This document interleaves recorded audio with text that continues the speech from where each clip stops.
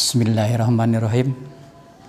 Innal hamdalillah nahmaduhu wa nasta'inuhu wa nastaghfiruh wa na'udzu billahi min syururi anfusina wa min sayyiati a'malina.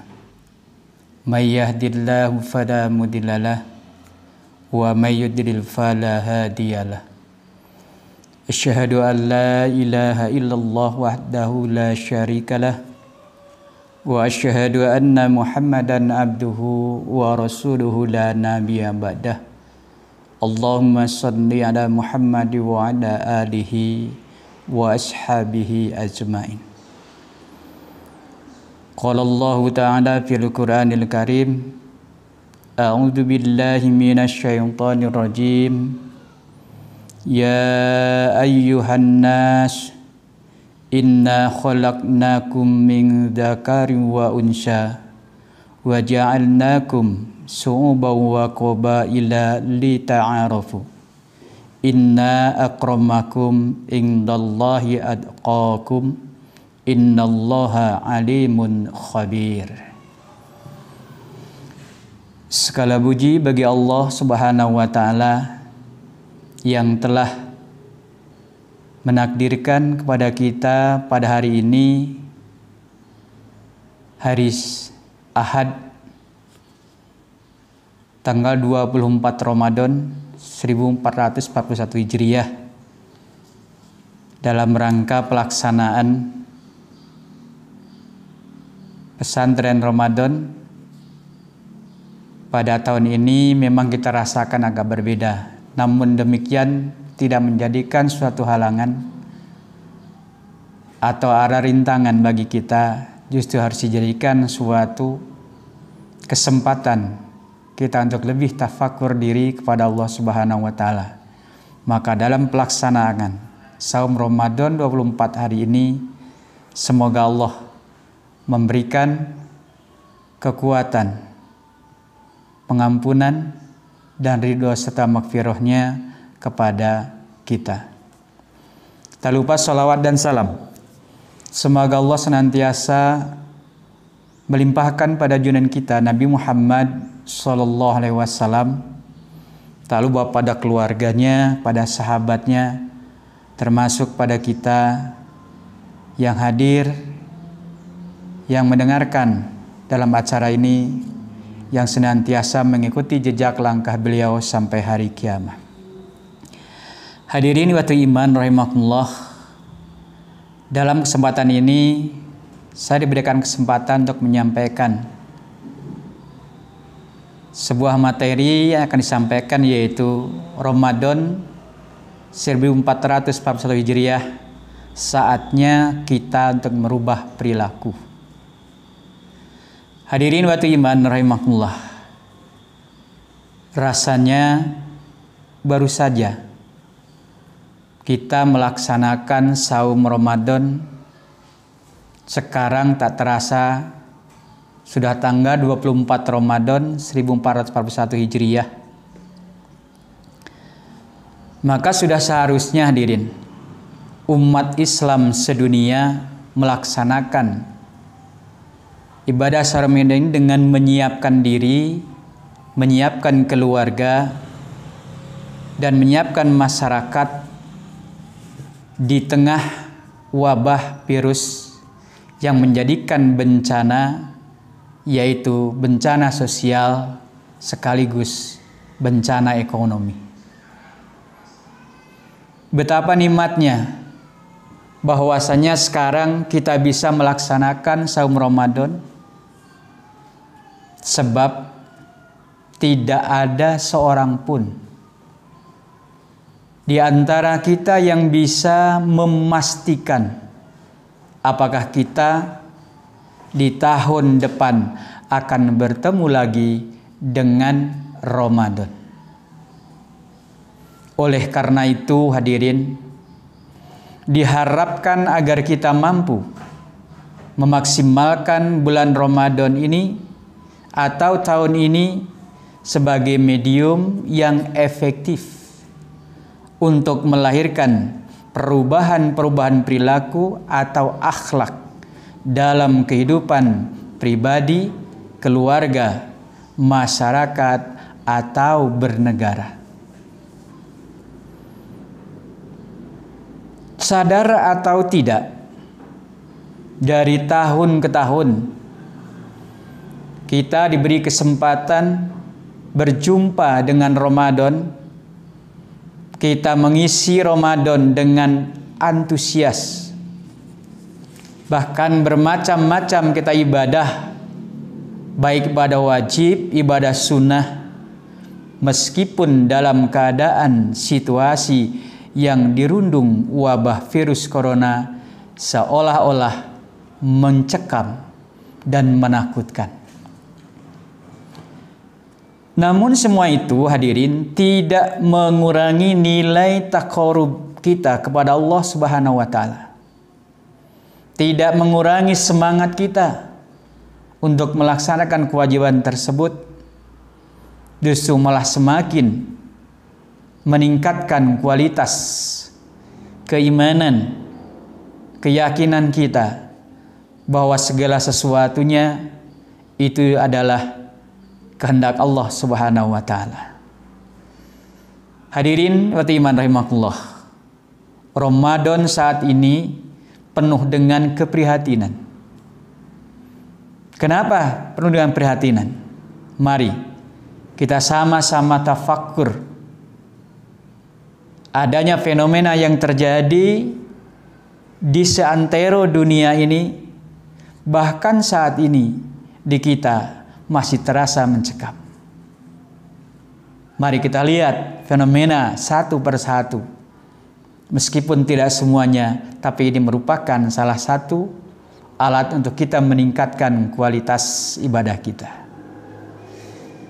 Kalaulah benar, hadirin, bahwa kebersihan itu bisa mencegah virus corona, seharusnya Italia tidak jatuh korban sampai 135.000 jiwa.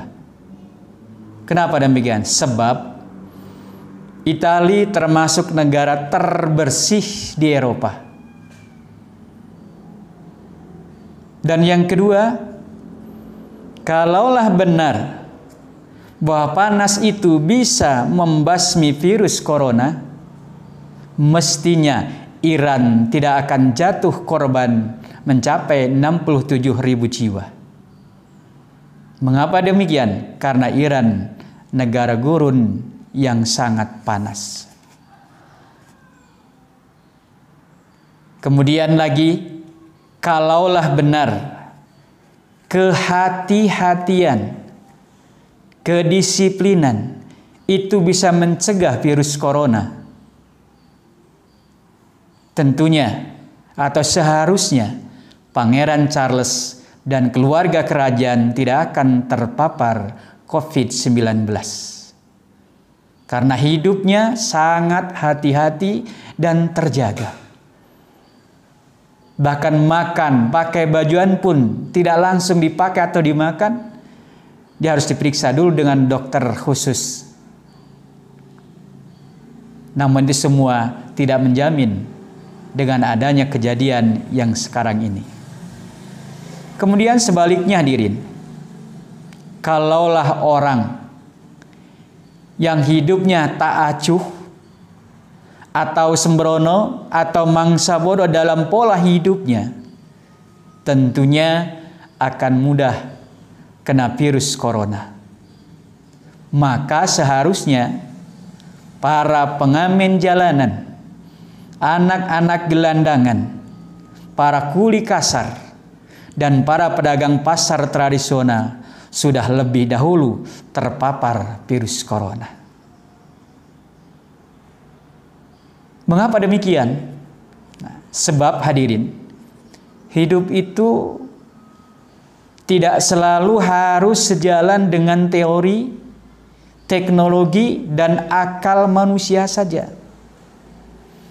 Maka dalam menghadapi situasi seperti ini, Allah Subhanahu wa taala menegur atas kesombongan kita sebagai manusia bahwa kita tanpanya kita hanyalah seonggok tumpukan daging yang bernyawa saja. Oleh karena itu hadirin, kalau Allah sudah menghendaki, teori, logika, dan teknologi tidak daya dan tidak ada upaya untuk melawannya. Sebagaimana Rasul menerangkan, innahu kana azaban yab'asuhullahu ala may yasha. Jadi sesungguhnya wabah penyakit itu siksa yang dikirim oleh Allah kepada siapa saja orang yang dikehendakinya. Artinya hadirin, meskipun di tempat kita itu adalah berlumuran wabah penyakit, tapi kalau Allah belum menghendakinya, maka insya Allah kita tidak akan terjangkit atau terkena wabah tersebut. Dan di sini kita harus lebih yakin. Dalam sebuah hadis dilanjutkan bahwa bila di suatu daerah atau di negeri terjadi wabah penyakit, maka Anda atau kamu sekalian yang ada di daerah tersebut jangan keluar dari daerah tersebut. Dan yang dari luar jangan sekali-kali masuk ke daerah wabah tersebut.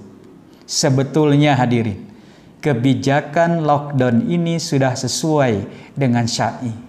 Cuman di kita tekniknya yang salah. Orang yang sehat, orang yang baik-baik, orang yang soleh harus dipenjara di dalam rumah masing-masing. Tapi para penjahat semuanya dikeluarkan. Bahkan nyaris yang sekarang ini sangat memprihatinkan. Orang baik-baik mau mudik pulang kampung akan kena sanksi di penjara. Tetapi yang di penjara malah dikesempatan untuk melaksanakan mudik ke kampungnya masing-masing.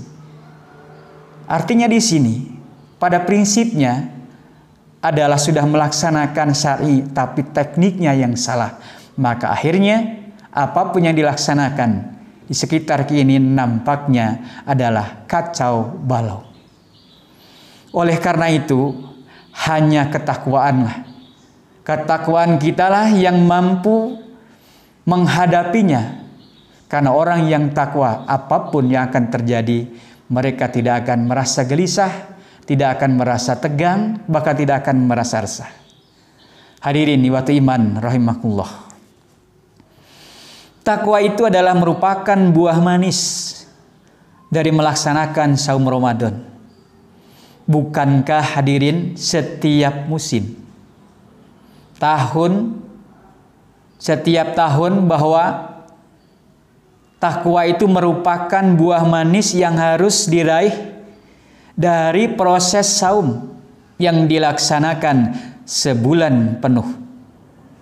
Maka selama Ramadan, yaitu di dalam akhir ayat Al-Baqarah 183 disebutkan la'allakum tatakun, agar kamu bertakwa.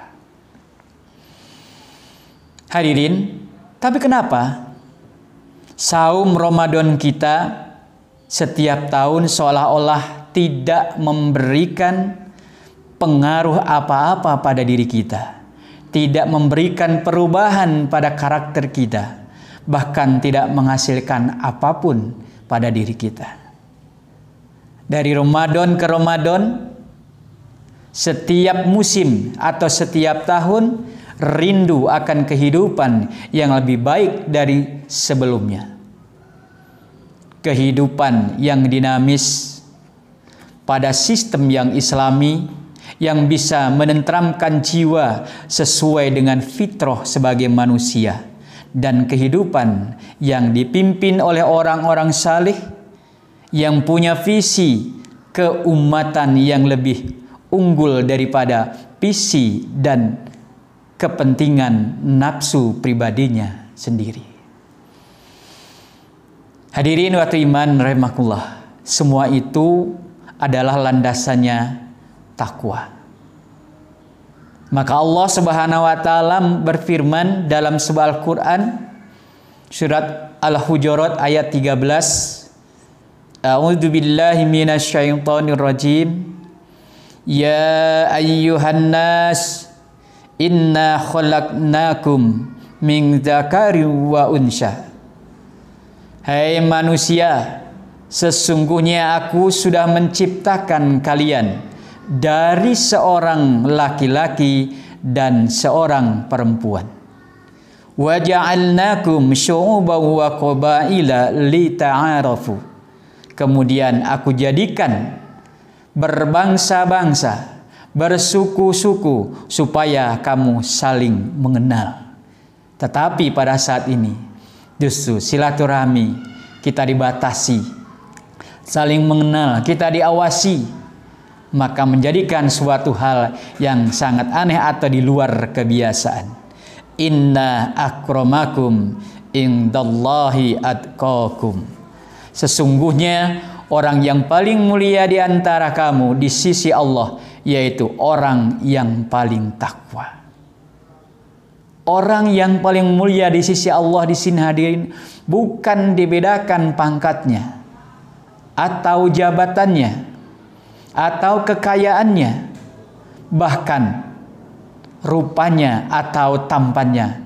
Bukan itu yang membedakan manusia di hadapan Allah, hanyalah ketakwaannya. Innallaha alimun khabir. Sesungguhnya Allah maha mengetahui dan maha teliti. Hadirin wa iman rahimakumullah, takwa jugalah yang jadi buah manis dari ibadah saum selama Ramadan. Maka Allah Subhanahu wa taala tidak akan pernah ingkar pada janjinya dan firman-Nya.